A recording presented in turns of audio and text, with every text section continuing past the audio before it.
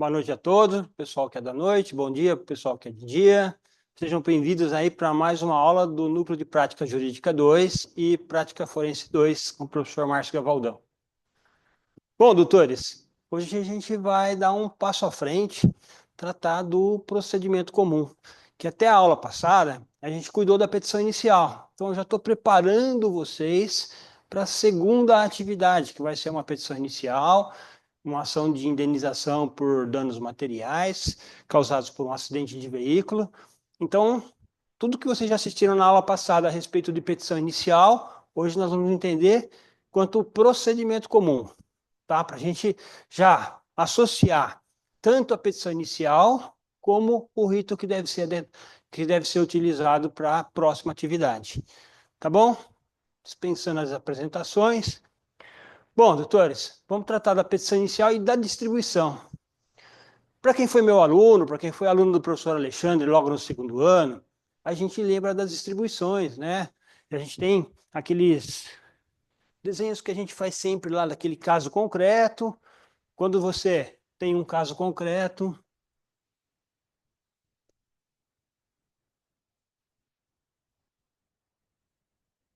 que a gente busca o direito material,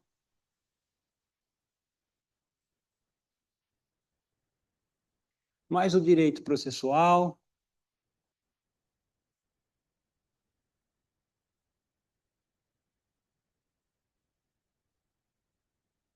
Ó, até aqui a gente tem lá um caso concreto, o cliente chegou no escritório, relatou tudo que ele passou para a gente fez algumas anotações, e nós já começamos a fazer algumas pesquisas para a gente identificar qual é o tipo de ação a ser proposta.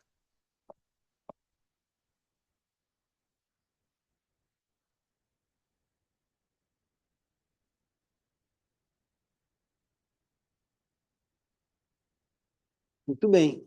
Quando a gente consegue identificar esse tipo de ação, a gente vai ter já um raciocínio jurídico a mil, pensando qual é o pedido, qual é o tipo de procedimento, qual é a tutela que nós vamos precisar. E aí, então, feito isso, para que a gente possa acionar o Poder Judiciário, a gente precisa de uma petição inicial.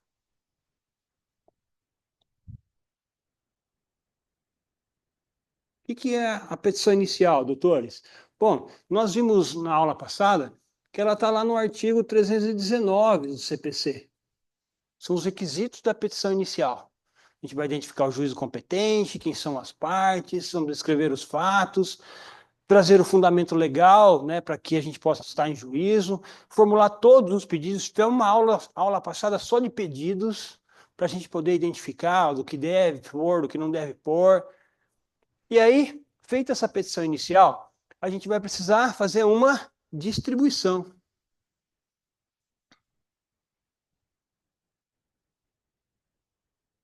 Bom, a gente sabe que as distribuições, elas são livres, né? Todas as distribuições livres, ou por dependência. Então, a gente sabe que quando a gente tem lá um processo de execução, eu vou distribuir um embargos à execução, embargos têm natureza de ação, eu tenho que distribuir por dependência ao processo onde está tramitando a ação de execução. Então, aí eu faço uma distribuição por dependência. Mas, depois que a gente faz a distribuição, doutores, a gente passa a ter um processo.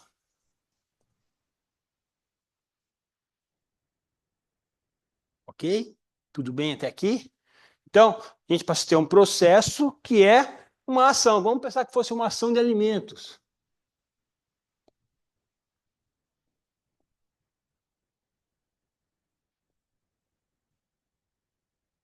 Processo, doutores, ele é abstrato. A gente não pode confundir o processo com os autos físicos. Tá? Então, processo é abstrato por quê? É a forma que a gente vai ingressar com a petição inicial até alcançar a tutela judicial com a sentença. Tá ok? Então, feito isso, a gente tem um processo já, feito uma distribuição, e esse processo ele deve seguir um rito processual. Tá? Então, que a gente chama aqui de procedimento.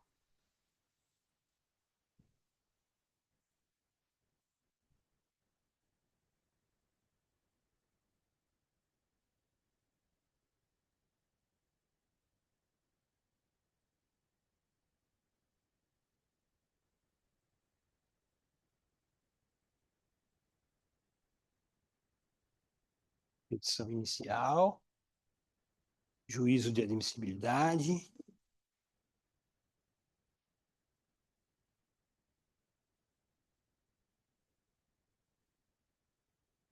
citação, audiência,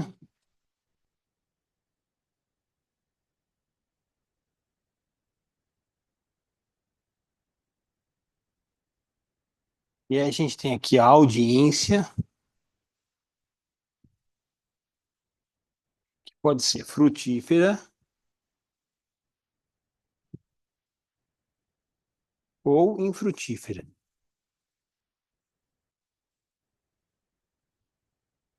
Se for frutífera, acordo. Homologação por sentença.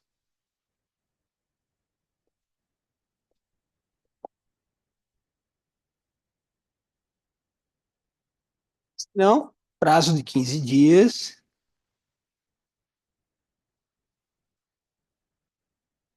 para a contestação. Depois da contestação, 15 dias para réplica. Depois, especifiquem provas.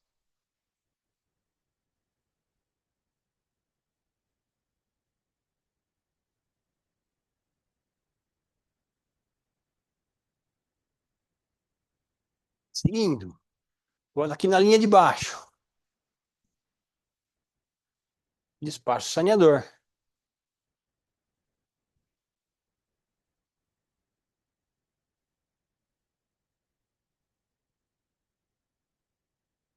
Audiência, instrução e julgamento. Final, debates,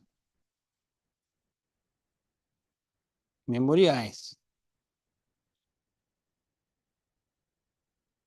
Para depois chegarmos na sentença. Se não nos conformarmos com a sentença, apelação.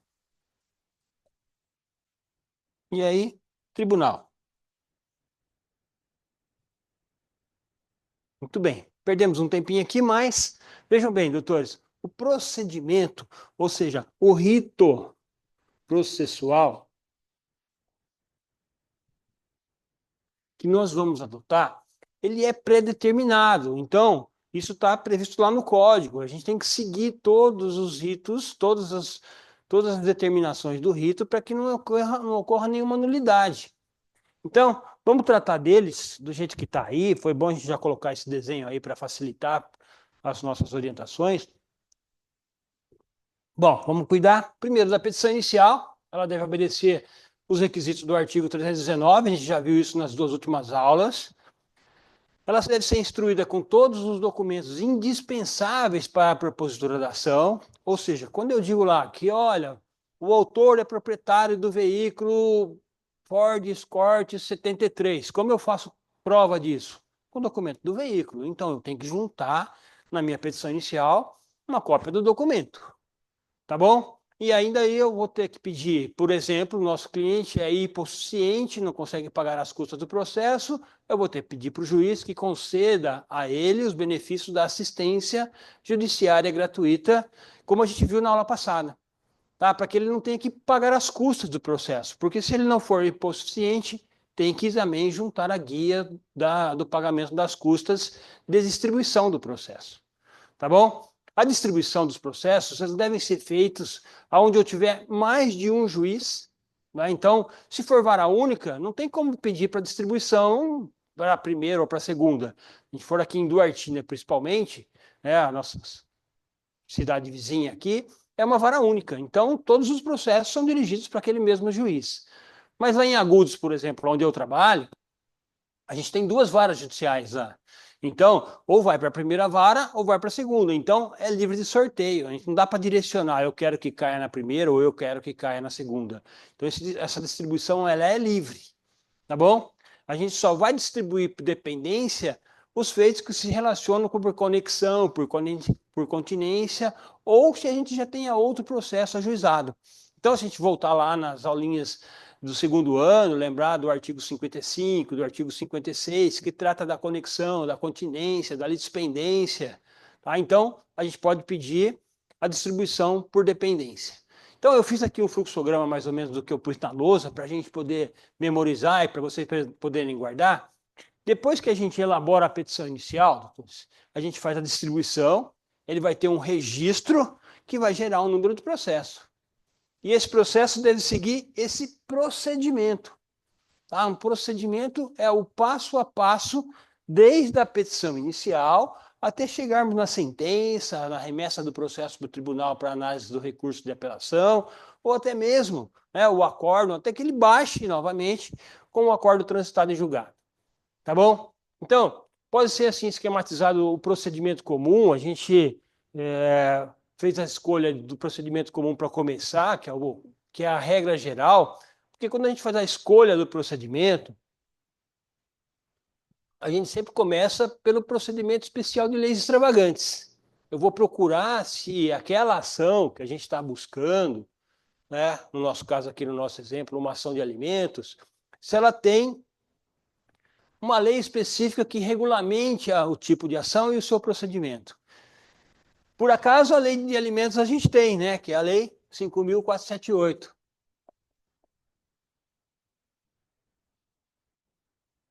De 1968.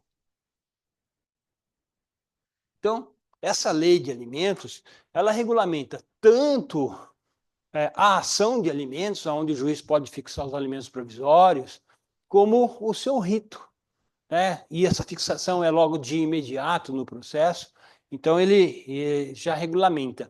Mas quando a gente não encontra em leis extravagantes, no CPC, procedimentos especiais, a gente joga na regra geral, que é o procedimento comum, que a gente vai começar a estudar agora, tá bom? Então, o procedimento se inicia pela petição inicial, que deve preencher os requisitos do artigo 319, e após deferida a inicial, quando você faz essa distribuição, ele passa por um juízo de admissibilidade. Quem é que faz esse juízo de admissibilidade, doutores? É o diretor do cartório, é o chefe do cartório, é o assistente do juiz, é um escrevente designado para isso, que ele faz um checklist. Ó, a petição está perfeita, os documentos foram juntados, as partes são legítimas, né, os elementos da ação se fazem presentes, as cultas foram recolhidas ou tem pedido de assistente judiciária gratuita. Se tiver tudo ok, tudo certinho, tá? Ele passa para o próximo passo, que é a designação de audiência de conciliação e a determinação da citação, ou seja, o chamamento do réu ao processo. Então, iniciada com a petição inicial, depois ele vai para o juízo de admissibilidade, e aí sim, o juiz vai deferir a petição inicial, segue-se a citação do réu, e se a citação só pode ser do réu, tá bom?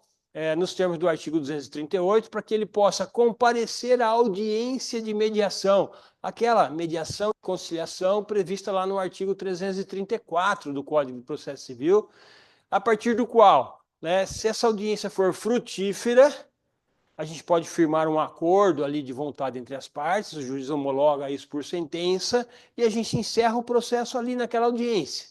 Mas, se ela for infrutífera, e aí sim dá o start do prazo para o réu apresentar a sua defesa no formato de contestação. Tá bom? O terceiro estágio é reservado para verificação da revelia e dos seus efeitos. Aproveitando o meu fluxograma aqui, doutores, ó, chegou na audiência, se ela foi infrutífera, ele tem um prazo de 15 dias para contestar a ação. Mas, se ele não contestar a ação aqui, nós vamos aplicar o artigo 344 do CPC, que é a revelia. Ou seja, não é? Serão considerados verdadeiros os fatos alegados pelo autor na petição inicial. Ou, né, se o juiz determinar aí, algumas providências preliminares, que são aquelas que são previstas lá no artigo 347 do Código de Processo Civil. Mas, vejam bem, doutores, se o réu não contestar a ação, né, o prazo ele é decadencial, se decorrer o prazo, ele não pode mais praticar esse ato processual. Então, os fatos afirmados pelo autor serão reputados como verdadeiros, que prevê o artigo 344, salvo as hipóteses do artigo 345, que exige a instrução do feito mesmo quando o réu é revel. Por exemplo, nas ações de investigação de paternidade. Quando o réu, devidamente citado, numa ação de investigação de paternidade, ele não contesta a ação, o juiz não pode tornar ele revel e atribuir a ele aquela paternidade.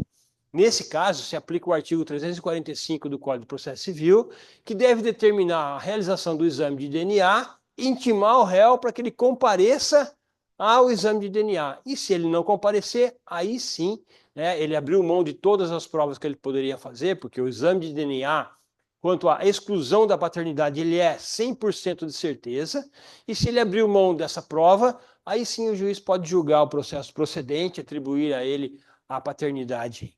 Tá bom? Seguindo, então, né, se houver contestação, o juiz deve examinar as questões preliminares, porque quando a gente apresenta uma contestação, doutores, se faz duas defesas. Uma defesa contra o processo e uma defesa contra o mérito. E uma defesa contra o processo tem muito a ver com o rito processual. Porque se ele desobedecer o rito processual, doutores, há uma nulidade. E se haver uma nulidade e ela for insanável, né, o que o juiz tem que fazer é extinguir o processo, acolher a preliminar e extinguir o processo. Tá? Então, ele deve analisar as questões preliminares, determinar as providências necessárias para cumprir e estabelecer aí o contraditório perante o autor em relação à defesa.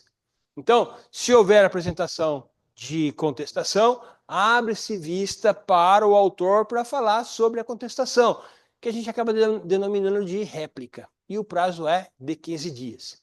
Tá? Se tiver alguma irregularidade, o juiz pode determinar, né, que esses vícios sejam sanados, tá? Se puderem ser regularizados, ou se não puderem ser regularizados, que eles possam ser repetidos. Tá bom? Tudo bem? Bom, doutores, seguindo aí, cumpridas as preliminares, ou não havendo necessidade delas, né, o juiz proferirá o julgamento conforme o estado do processo. Bom, quando a gente faz um pedido para o juiz, e a gente já entra com a petição inicial com os documentos, quando a gente já requer as provas. Bom, se o processo versar sobre uma prova meramente documental, e essa prova já está juntada aos autos, doutores, há a possibilidade do juiz já analisar esse documento, independente de qualquer perícia, de oitiva de testemunhas, de uma prova antecipada. Então, nesse caso, o juiz pode já fazer o julgamento antecipado do processo nos termos do artigo 353 do Código de Processo Civil. E quando a decisão é antecipada, ela pode ser de extinção do processo sem resolução do mérito, caso o autor não tenha diligenciado, né, ou saneamento das folhas apontadas pelo juiz, ou ocorra alguma hipótese de sentença terminativa nos termos do artigo 485, de extinção do processo por ocorrência de decadência ou prescrição, ele já pode, porque é uma matéria que o juiz pode reconhecer de ofício, é uma matéria de ordem pública, ou por uma homologação de um ato de autocomposição do litígio, né, de julgamento antecipado do mérito, quando não houver necessidade de mais provas, tá ok? De saneamento e organização do processo, quando deva prosseguir aí o objeto da extinção sem resolução do mérito, nem do julgamento antecipado da lide. Então, quando a gente faz o julgamento antecipado, o juiz, ele já pula dessa fase aqui, ó, quando ele apresentou a contestação da réplica, não precisa mais fazer essa especificação de provas, ele já passa para a sentença final, faz o julgamento antecipado do processo. Tá bom? Agora, se o processo não for extinto na fase do julgamento conforme o estado do processo, a gente vai precisar de uma instrução processual. E aí sim, a instrução processual é a oitiva de testemunhas, de depoimento pessoal, de prova pericial. Então, o juiz, antes de designar as audiências de instrução, ele faz o saneamento do processo. Está aqui, ó, despacho saneador, para verificar se ele tem alguma irregularidade, alguma nulidade que possa prejudicar a sentença final. Né? Que a sentença possa ser eventualmente anulada pelo tribunal por alguma irregularidade que passou pelo juiz e ele não percebeu. Então, o despacho saneador é a certeza de que o juiz leu o processo, leu a inicial, leu a contestação, analisou os documentos, retirou todas as nulidades do processo e assim ele designa a audiência de instrução e julgamento, que é a próxima fase do processo, é a terceira fase do processo. Vocês vão ver que o processo tem 5 fases, nós vamos chegar nelas já, tá? Então, quando tem essa designação aí de audiência de instrução e julgamento, que é a fase, né, da coleta das provas, as provas orais, né, em que o juiz vai ouvir depoimentos pessoais, oitiva de testemunhas, depois ele encerra a fase da instrução, passa para a fase dos debates, ou memoriais escritos, dentro do procedimento ainda, e até chegar na prolação da sentença de mérito, quando ele vai proferir a sentença de mérito. Tá bom? Tudo bem até aqui? Alguma dúvida? Pessoal, eu sei que assim, eu estou gravando, vocês vão assistir isso depois, mas se tiver alguma dúvida, eu já deixei disponibilizado na aula passada o meu e-mail, o meu telefone, para qualquer coisa pode me mandar a dúvida para a gente tentar resolver. Tá bom? Vamos dar uma estudada aí nas fases do procedimento comum. Então, o procedimento comum, doutores, ele foi criado pelo legislador de 2015, que ele acabou fazendo uma fusão do que tinha no Código do 73. A gente tinha lá um procedimento sumário, que previsto lá no artigo 275 do Código de Processo Civil, e o procedimento ordinário. O sumário servia para aquelas ações em que não ultrapassavam 60 salários mínimos. Então, ela tinha um valor menor e o juiz já marcava uma audiência de conciliação e se não houvesse conciliação, ele podia contestar na audiência. Já quando ultrapassava 60 salários mínimos, ele se valia do procedimento ordinário. E o juiz não marcava audiência, mas mandava citar para ele contestar em 15 dias. Então, o que o legislador fez? Ele fez uma fusão, pegou a audiência do sumário, trouxe para cá, pegou o prazo do ordinário, trouxe para cá e ele criou o procedimento comum. Ou seja, foi uma tacada sensacional do legislador de 2015. Por quê? Porque ele antecipou aquela audiência de conciliação para o início do processo, porque essa audiência lá no procedimento comum, ela acontecia um pouquinho antes da audiência de instrução e julgamento. E aí chegava lá, dava acordo. E aí já tinha lá o processo tramitando há um ano, já tinha contestação, já tinha réplica, e era tempo perdido. E aí o legislador falou assim, não, vamos trazer a audiência para o começo do processo, a gente consegue trazer todas as partes, seus advogados, perante um conciliador que vai ajudar a fazer uma mediação, uma composição amigável, e se a gente chegar a um acordo, a gente homologa por sentença e extingue o processo no menor espaço de tempo possível. E aí a gente consegue aqui aplicar o princípio constitucional da duração razoável do processo. Então, o procedimento comum é o mais completo, é o mais apto à perfeita realização do processo de conhecimento. Por causa da amplitude que ele tem, o que ele permite que as partes, o juiz, de pesquisar a verdade e encontrar a justa composição da lide. Então, não é um procedimento que, igual a gente tem lá no Juizado Especial de Pequenas Causas, lá na Lei 9.099, que ele é célere, que ele é justo, que ele é rapidinho para resolver o quanto antes possível. O procedimento comum, ele dá essa possibilidade de ampliação com produção de provas, na busca da verdade real e encontrar uma justa composição aí das lides, que é o que o juiz deve fazer, né? Exercendo a função jurisdicional de aplicar a lei ao caso concreto, ele está ali representando o Estado para a solução das lides. Então, o procedimento comum ele está estruturado em fases lógicas que tornam né, efetivos os princípios fundamentais do procedimento, como a iniciativa da parte, isso sempre, né, a petição inicial, o contraditório, que é a defesa que o réu deve apresentar, e o convencimento motivado do julgador. Então, a gente tem que trabalhar para que o juiz seja convencido de que a versão que nós estamos apresentando, de que a tese que nós estamos apresentando, os documentos que nós estamos juntando são aqueles que ele deve formar a convicção para sentenciar o processo. A gente deve lembrar sempre, doutores, que o juiz é o destinatário das provas. Então, nós temos que fazer provas de tudo aquilo que nós alegamos na inicial ou na contestação, para que o juiz se convença que aquilo é o que ele deve se apegar para sentenciar o processo. Então, vamos guardar algumas coisas aqui de procedimento, as fases que são mais importantes dentro do procedimento.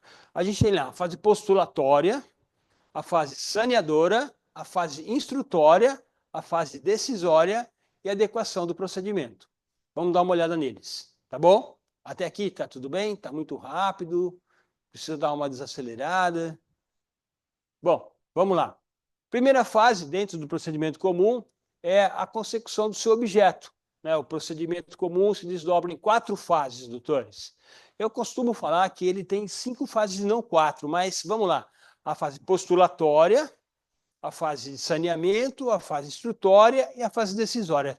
Mas eu sempre falo para os meus alunos, guardem 5 fases. A postulatória, a fase da defesa, a fase da instrução processual, a fase dos debates e a fase da sentença. Tá? Então, guardem essas 5 fases, porque é mais fácil a gente lembrar. Postulatória, petição inicial. Fase da defesa, contestação. Fase instrutória, da produção das provas. Depois, debates e memoriais, apontar para o juiz tudo que é relevante que foi produzido no processo. E a fase decisória, que é a sentença. Tá? Então, essas fases, na prática, nem sempre elas se mostram nitidamente separadas e, às vezes, né, elas se interpelam.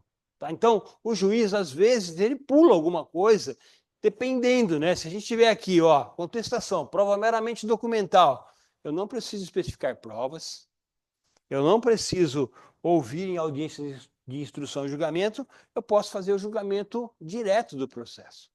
Tá? Então, essa atividade que o juiz exerce, quando ele faz o despacho saneador, ele vai verificar, ó, esse processo está maduro, eu já posso julgar, já tem prova suficiente, eu já estou convicto do que eu vou decidir. Tá? Então, ele pode pular essa fase. Então, a fase postulatória é a que dura da propositura da ação até a resposta do réu, podendo, ocasionalmente, adentrar as providências preliminares determinadas pelo juiz, como no preâmbulo ou no saneamento. Tá? Compreende a petição inicial formada pelo autor, a citação do réu, a realização da audiência de conciliação e mediação e eventual resposta do requerido, pois pode se encerrar nesta última, ou seja, né, se fizer um acordo, caso o demandado não faça o uso da sua faculdade processual de se defender, se ele for revel, se ele não apresentar a contestação, tá bom? Em tempo hábil e a impugnação à contestação, quando esta, né, se levante preliminares ou contenha defesa indireta do mérito. Se está na contestação, tem preliminares, o juiz, logo na réplica, ele deve já determinar que o autor se manifeste quanto às preliminares arguidas pelo réu na sua contestação. E a gente deve lembrar sempre que as preliminares são peremptórias e dilatórias. Se a gente pensar numa preliminar peremptória, que esse processo não poderia andar, doutores, falou, excelência, a parte autora não é parte legítima para figurar no polo ativo da ação. É uma ação de divórcio proposta pela sogra. Mesmo que o juiz quisesse consertar isso, não seria possível, porque a sogra não é parte legítima para pedir o divórcio da filha. Então, ele teria que acolher a preliminar e extinguir o processo. Agora, se a gente fala numa preliminar peremptória, olha, não tem o instrumento de procuração juntado aos autos. O juiz deve extinguir o processo? Não. Concede ao advogado 5 dias para regularizar a representação processual, ele junta e o processo segue. Então, as preliminares, elas têm que ser analisadas pelo juiz, assim que houver a manifestação da parte contrária. Se houver preliminares na contestação, abre vista para a parte contrária, depois o juiz decide. Tá bom? Ainda dentro da fase postulatória, a resposta do réu pode consistir em contestação, impugnação ou reconvenção. Hoje, a contestação e a reconvenção, hoje a gente pode fazer numa peça só. Então, na contestação pode ser arguida questões preliminares de mérito, nas impugnações que se referem a impedimento ou suspeição do juiz, que geram incidentes que correm nos próprios autos ou, em regra, né, podem gerar um incidente, mas nem sempre tem efeito suspensivo. Tá bom? Bom, a fase ainda dentro da fase postulatória, a reconvenção. O que a gente tem aí na reconvenção, doutores? É um contra-ataque. É uma ação do réu em relação ao autor, dentro da própria ação, dentro da mesma ação, mas que é feito dentro da contestação. Hoje em dia, né, com o Código de 2015, a gente abre um tópico e começa a falar da contestação. Acontece muito em acidente de veículo, não é? Tem lá o autor entra com a ação dizendo que o réu bateu no carro dele, o réu faz uma reconvenção dizendo que quem bateu no carro dele foi o autor, um pede para ser ressarcido e o outro também. Tá bom? Então, essa impugnação, a contestação e a reconvenção são atividades que pertencem ainda à fase postulatória, tá bom? E desde o recebimento da petição inicial até a fase da instrução processual, ou seja, ó, da petição inicial até a gente chegar aqui, ó, na despacho saneador, designação de audiência de instrução e julgamento. Então, desde o recebimento da petição inicial até o início da fase da instrução, o juiz exerce uma atividade destinada a verificar a regularidade do processo. Vamos lembrar aquela coisa lá, processo regular e válido, né? Mediante aí a decretação de nulidades insanáveis ou promoção de suprimento daquelas que forem insanáveis. Então, o que quer dizer isso, doutores? É a fiscalização do processo. Todo mundo tem que fiscalizar o processo, sejam as partes, sejam os advogados, seja o Ministério Público, seja a Defensoria Pública, seja o juiz, seja o serventuário. Qualquer nulidade que a gente encontre no processo, que possa causar uma nulidade na sentença, que possa prejudicar o processo, doutores, deve ser alertado o juiz para que ele tome as decisões no sentido de mandar sanar aquela irregularidade, se possível, é lógico, se possível, e se ela não for possível, talvez até anular aquele ato e mandar repetir o ato, tá? Então, com isso a gente procura chegar a uma instrução sem correr risco desse processo se tornar imprestável quando do julgamento do processo. Então, essas irregularidades, essa fiscalização do processo sempre contribui para uma sentença pura, clara e cristalina, tá bom? Bom, vamos passar para a fase saneadora. O nome já diz, né? Sanear o feito, tirar as irregularidades. Então, compreende essa fase as diligências de emenda, complementação da inicial, as providências preliminares e o despacho saneador do processo. Ele pode conduzir ao reconhecimento de estar o processo em ordem, tá? É a fase saneadora. Vocês vão ver lá que as partes são legítimas, o processo as partes são legítimas, têm legítimo interesse processual, dou por saneado o feito. Então, é um momento que o juiz deve sanear o processo, tirar as irregularidades, para que ele possa ter uma sentença de mérito pura, clara e cristalina, doutores. Bom, vamos passar para a fase da instrução agora. Depois que ele faz o saneador, ele designa a audiência de instrução e julgamento. É a fase instrutória. É nessa fase instrutória que todas as provas têm que ser carreadas para o processo, doutores. E aí eu chamo a atenção de vocês para a gente relembrar quantos tipos de provas a gente tem. Tem 5 tipos de provas. Prova documental, depoimento pessoal, oitiva de testemunhas, prova pericial e inspeção judicial, doutores. Quando a gente faz lá na petição inicial, a gente faz um pedido, requer-se demonstrar a veracidade dos fatos por todos os meios de provas em direitos admitidas, especialmente pelo depoimento pessoal da parte contrária, oitiva de testemunhas, juntada de documentos novos, provas periciais e outras que se fizerem necessárias no curso do processo. Ou seja, já estamos dando um gancho para que na fase instrutória a gente possa se valer de todas as provas possíveis e que sejam admitidas em direitos, tá? Então, a gente já começa a idealizar isso logo na petição inicial, logo na contestação, para saber, ó, eu vou precisar ouvir testemunha, eu quero ouvir o depoimento pessoal porque eu quero que o réu caia em contradição e aí acabe trazendo alguma informação relevante para o julgamento do processo. Então, nessa fase instrutória, né, se reconstitui por meio dela, né, no bojo dos autos, os fatos relacionados à lide. Todos os documentos, todos os fatos, todas as provas. Tá ok? Então, fase instrutória.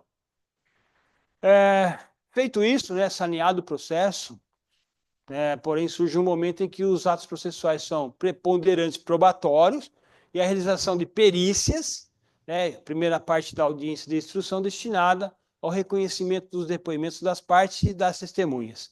Bom, se a gente viu aí que tem 5 tipos de prova, qual é a primeira prova que a gente deve produzir? Bom, perdão, doutores. Bom, se uma das partes pediu uma prova pericial, a gente sempre deve começar pela prova pericial. Juntado ao laudo, né, aos autos, que é uma prova forte, robusta, importante, contundente, porque se a gente pensar numa perícia de um exame de DNA, vem lá o laudo dizendo, ó, não é o pai, a gente não precisa ouvir mais ninguém. Baseado no laudo, o juiz, somado com as informações do processo, deve julgar improcedente.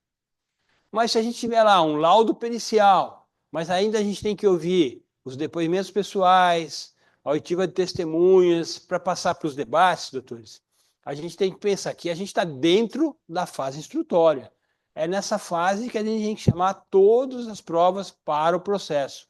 Para a gente, então, primeiro começa com a prova pericial, depois os depoimentos pessoais se requeridos, oitiva de testemunhas, tá? E aí, então, debates e prosseguimento para a sentença. Tá bom? Então, dentro da fase instrutória, os casos de revelia, como o artigo 344, bem como nos insuficiência da prova documental e das questões meramente de direito, que são aquelas previstas lá no artigo 355 do Código de Processo Civil, a gente pode postular pelo julgamento antecipado do processo. Então, se a gente pensar, a prova é meramente documental, doutores. Não há necessidade de ouvir testemunhas, não há necessidade de perícia. O documento já está juntado aos autos. Quer um exemplo? Olha, eu tenho um contrato de financiamento que eu quero discutir uma das cláusulas porque é uma cláusula abusiva. Está lá cobrando 30% de juros. E isso é totalmente contrário ao que prevê o Código de Processo Civil, o Código Civil quanto à fixação dos juros, doutores. Então, se eu estou querendo rever essa cláusula, eu preciso ouvir a testemunha para que venha dizer que aquela cláusula inserida no contrato, que está juntado com a petição inicial, ela é abusiva? Então, nesse caso, não preciso produzir outras provas. A prova documental é o suficiente para o julgamento antecipado da lide. Tá? Então, a gente vai se valer aí, nos termos do artigo 355, dentro da fase da instrução, pedir para o juiz fazer o julgamento antecipado. Tá bom? No entanto, né, ao encerrar os saneamentos, se o juiz analisar, quando ele vai fazer o despacho saneador, ele vai verificar se ele faz o julgamento antecipado ou se ele designa a audiência de instrução e julgamento para produzir as outras provas. Então, ele pode antes designar a perícia para depois marcar a audiência para ouvir as testemunhas. Ok? Até aqui tudo bem? Alguma dúvida? Porque agora eu vou passar para a fase decisória. Por quê, doutores? Depois que todas as provas foram carreadas para o processo, ou seja, já todas as provas já foram produzidas, o momento de produzir provas é a fase da instrução processual. Porque depois daí a gente vai fazer os debates, os memoriais e vamos para a fase decisória. Tanto é que quando não há mais provas serem produzidas, o juiz dá um despacho.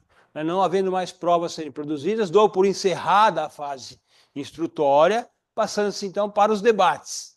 E aí os debates, doutores, quando chegar lá nos debates, se a gente estiver em audiência, o juiz vai dar a palavra para o autor por 20 minutos, prorrogável por mais 10.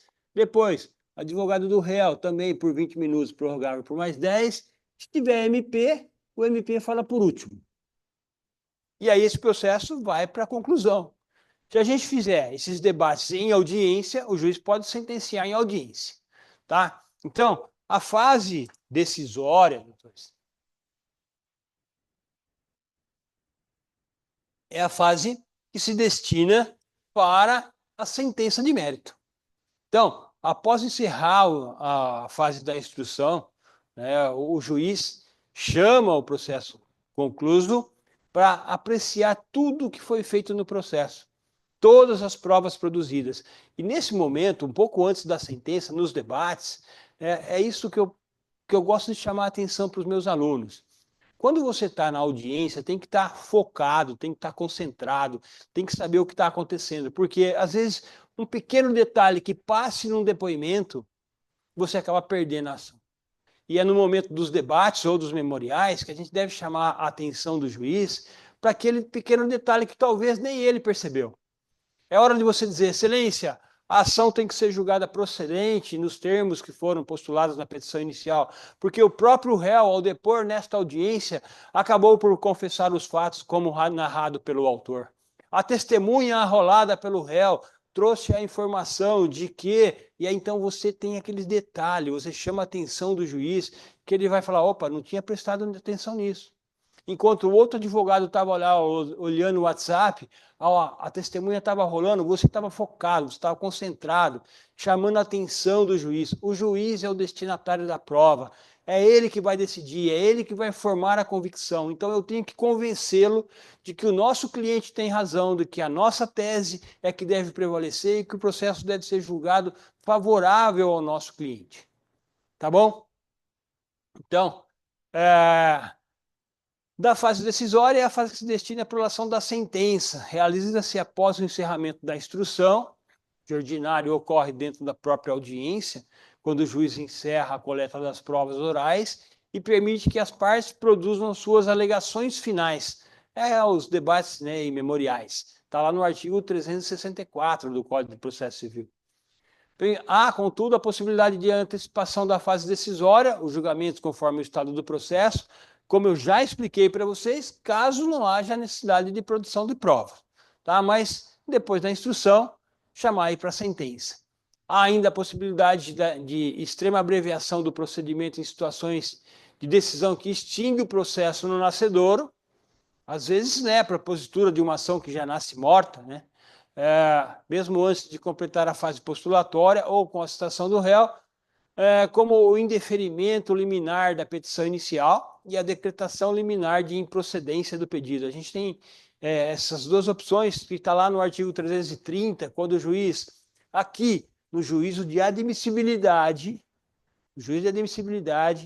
ele verifica que a sua petição inicial não preenche os requisitos do artigo 319 ou tem alguma inserção lá do artigo 330 do Código de Processo Civil, que são as causas de indeferimento da petição inicial, como coisa julgada, como falta de legitimidade, de interesse, das condições da ação, dos elementos da ação. E o juiz, de plano, já indefere a sua petição inicial e quando ele o faz por decisão, faz por uma sentença, é uma fase decisória. Tá? Então, ou então quando ele decretar liminarmente a improcedência do seu pedido porque já teve outras ações. Artigo 332 nesse sentido.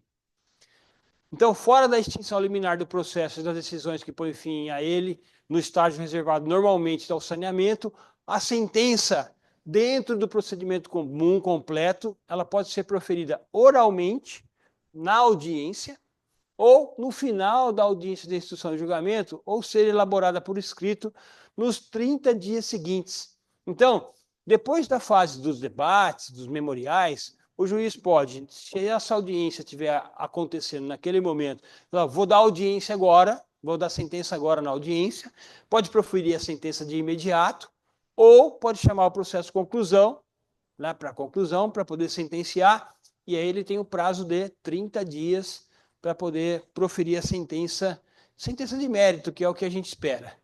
Tá bom? Bom, dentro da fase decisória, a sentença só assume a feição de ato processual com a sua publicação, quando o juiz publica a sentença, quando ele assina, hoje com o processo digital, assim que ele assina, essa sentença automaticamente já vai para a publicação, para sair publicado no Diário de Justiça Eletrônico, para que as partes possam tomar conhecimento do inteiro teor da sentença. Então, só a partir da publicação é que a gente vai ter essa sentença aí publicada. Tá bom? Da adequação dos procedimentos ainda, estou finalizando a aula, a gente está com quase 45 minutos. A previsão legal de determinados procedimentos para certas causas envolve matéria de ordem pública, pelo que não há, seja às partes, seja para o juiz, a liberdade de substituir o rito por outro. Ou seja, doutores, cada tipo de ação tem um rito processual que deve ser utilizado. O que a gente pode, eventualmente, trazer, quando a gente está acumulando tipo de ações, uma ação de investigação de paternidade, rito comum. com uma ação de alimentos, rito especial, eu posso acumular investigação de paternidade com alimentos? Eu posso, desde que eu abra mão do rito especial e traga para o comum. Então, as ações de investigação de paternidade acumulada com alimentos não seguem o rito da ação de alimentos. Mas é muito mais interessante porque a gente pode acumular e no pedido eu tenho dois pedidos: o reconhecimento da paternidade e a fixação dos alimentos. Pedido principal, pedido secundário. Principal é o pai, fixa os alimentos. Principal não é o pai, nem analisa os alimentos. Entenderam? Então, a gente pode aí se valer da adequação dos procedimentos, porém, o rito deve ser sempre seguido. Tá? Se o processo vier a ser julgado em primeiro grau, segundo o procedimento comum, não haverá motivo para se pleitear em segundo grau a sua anulação se a inobservância do rito determinado pela lei não tiver decorrido algum prejuízo para o contraditório e a ampla defesa assegurados aos litigantes, doutores. Então, veja bem, a gente sempre tem que analisar a nulidade que se apresenta, que se está postulando, trouxe prejuízo? Sim, trouxe, o réu não compareceu. Mas se não trouxe prejuízo, o réu foi na audiência, contestou, constituiu o procurador, então toca para frente, tá? Para evitar aí que o processo fique parado à toa, tá bom? Então, com efeito, o que deve merecer maior valorização não é a forma em si, mas o objetivo principal, que é o procedimento chegar até o fim e a gente ter aí uma sentença final. Tá bom? Bom, doutores, quanto à adequação dos procedimentos, só para a gente finalizar, em matéria de procedimento não é o nome dado à ação pela parte que importa. O que você tem que apurar é a compatibilidade entre o pedido e o rito escolhido. Então, se a gente encontrar aí uma ação de indenização causadas por acidente de veículo, eu preciso dizer que ela é por acidente de veículo? Não, eu posso dizer que é uma ação de indenização por danos materiais. Tá? Eu vou deixar um fluxograma aqui no final da aula, são esses dois slides finais, que vai servir para vocês seguirem o procedimento comum. Então, eu vou pedir para que os representantes de sala, tanto do diurno quanto do noturno, entrem em contato ou pelo meu WhatsApp ou pelo meu e-mail, para que eu possa disponibilizar esse fluxograma aqui. Ou então, melhor, eu vou fixar esse fluxograma lá no IT Virtual, para que todo mundo possa acessar e ter o fluxograma para estudos, para guardar para os concursos aí, que vai ficar muito mais fácil. Quer dizer, tudo que está dentro do fluxograma, eu acabei falando hoje, trouxe isso para vocês, tá bom? Se tiverem alguma dúvida, podem me chamar para que a gente possa, para que eu possa esclarecer para vocês aí, tá bom? Eu acho que o que a gente tinha para falar sobre o rito processual é isso, é hoje, né? Então, o que a gente conseguiu, embora meio acelerado, porque o espaço de tempo aí é curto, mas eu espero que vocês tenham compreendido que o procedimento é o passo a passo que a gente tem que dar, seguindo o rito processual até chegar à sentença final para obter o título judicial, para que a gente possa eventualmente fazer a execução lá no cumprimento da sentença. Tá bom? Gente, fiquem com Deus aí, boa semana para vocês. Semana que vem a gente tem mais. Eu já vou começar a preparar a segunda atividade. O caderno de prática está disponibilizado lá no núcleo de prática, lá no finalzinho do núcleo de prática tem um caderno de prática que eu estou usando o mesmo do quinto ano, porque na verdade o quarto ano está tendo a matéria do que seria do quinto ano.